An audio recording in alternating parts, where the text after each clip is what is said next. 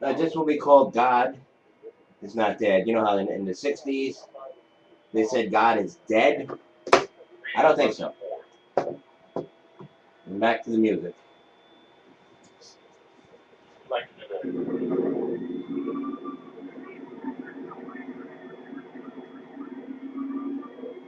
Station about you got a girl again. See what Braver is doing.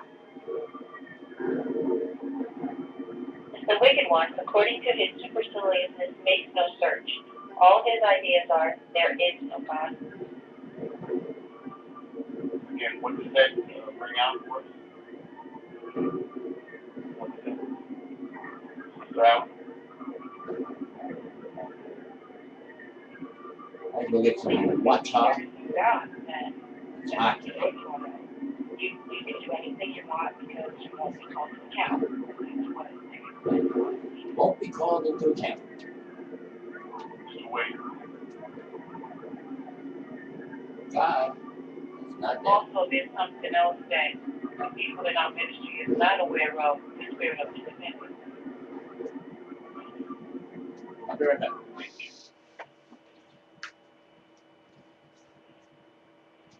Sometimes, too, you'll hear people say, well, God is a God of love. So no matter what you do, God's still willing to love you. So there are a lot of things out there that people are having their ears tickled by. We want to make sure that our ears don't become tickled by these false teachings.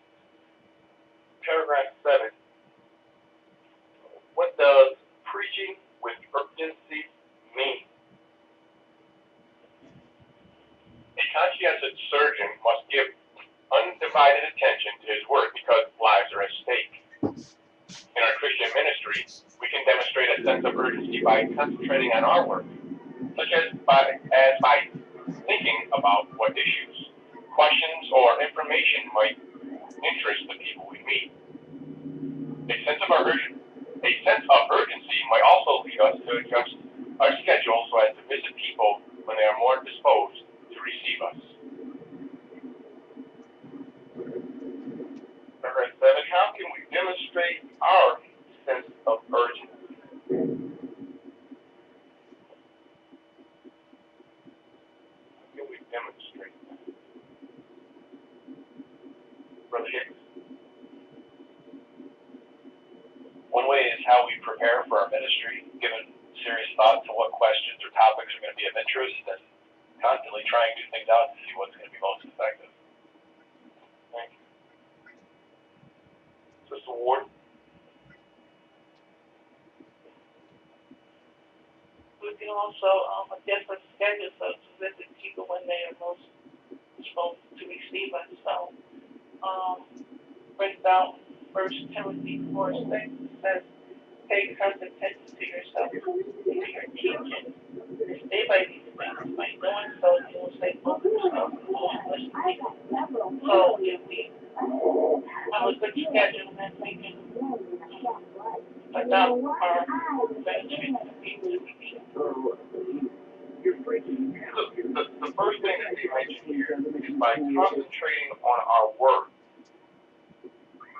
thinking about what issues, questions, or information might interest the people we meet. And so as Brother Deach had mentioned earlier, urgency does not always mention just dashing about frantic. It has to do, we can demonstrate that by concentrating on what we're doing. Paragraph 8. Having a sense of urgency also involves setting priorities. For example, imagine that after getting your test results back, your doctor calls you into his office and earnestly said to you, look, your situation is urgent.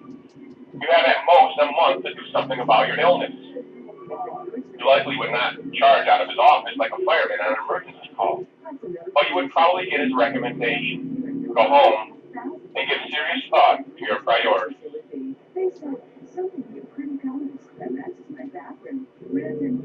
Paragraph 8. What does acting with urgency usually involve? We have Brother Kelly.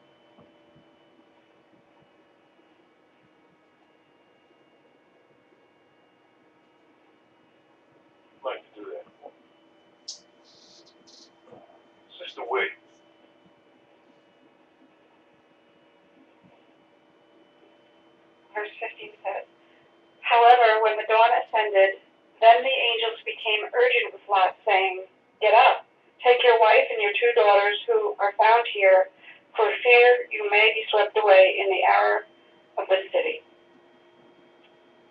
Thank you. Brother Deej.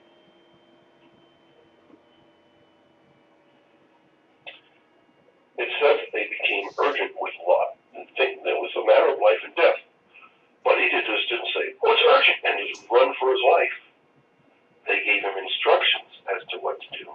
Get your wife and your 2 daughters, and then get out. So there were some priorities that were there. Sister Deej. And the priorities were the lives that were at stake, not anything, not any possession. And it's the same with the ministry. It's lives that are at stake, so that's the priority.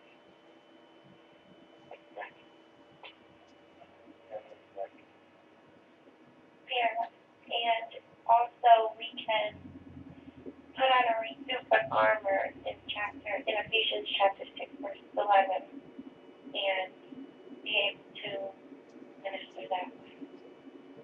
Thank you.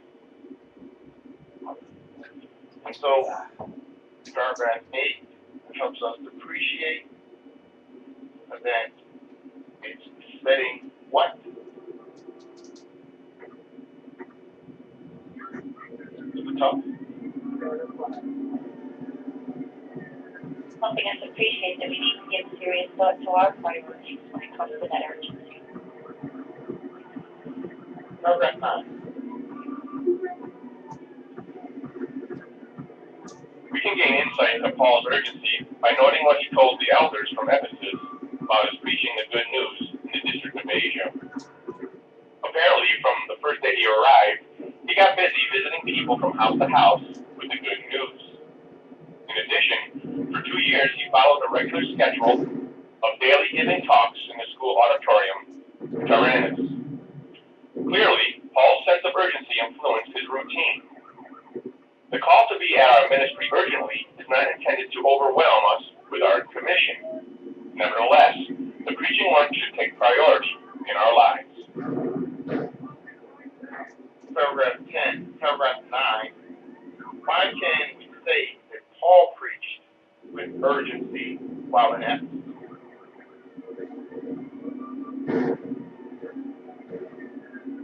Okay, Shante. The first day that Paul arrived, he got busy visiting people from house to house with good news.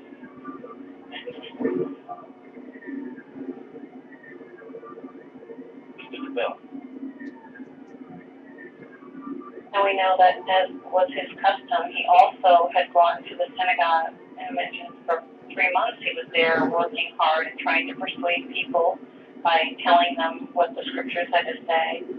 And when it got to the point where no one was listening to him or were trying to argue with him, that's when it mentions that he started going to this school auditorium and for 2 years would follow a schedule of teaching there. Acts chapter 20.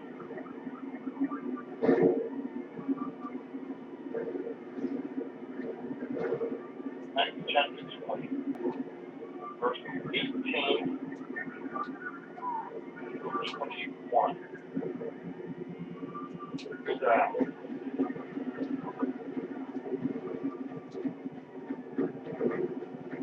When they got to him, he said to them, "You well know how from the first day that I stepped into the district of Asia, I was with you the whole time, slaving for the Lord with the greatest slowness of mind, and tears and trials that befell me by plots of the Jews.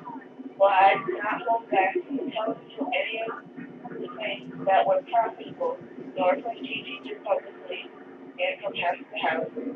But I fell small witness both to Jews and to Greeks about repentance towards God and faith in our Lord Jesus."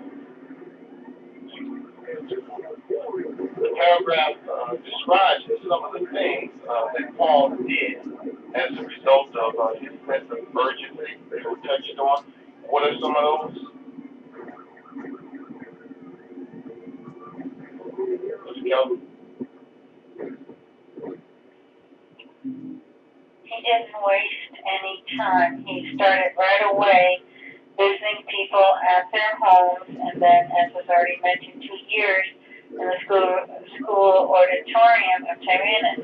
The previous paragraph mentioned that we should adjust our schedule to go when the people were home. And in our book, in our Congregation Bible Study, it was mentioned there that this was perhaps the highest part of the day. So he adjusted his schedule so he could reach the most people at this time. And the paragraph brings out something with regard to his schedule. It was what?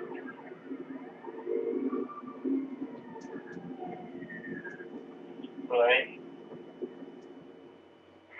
Mentioned that his schedule was regular. Yes. So that indicates the urgency of Paul's preaching. It makes an interesting point concerning. We're getting towards 12 minutes. Our urgency. What should it not do? We can only go to 15 minutes on this. Fine. So we're going to have to close it up shortly. The paragraph reads out that it's, In fact, right now.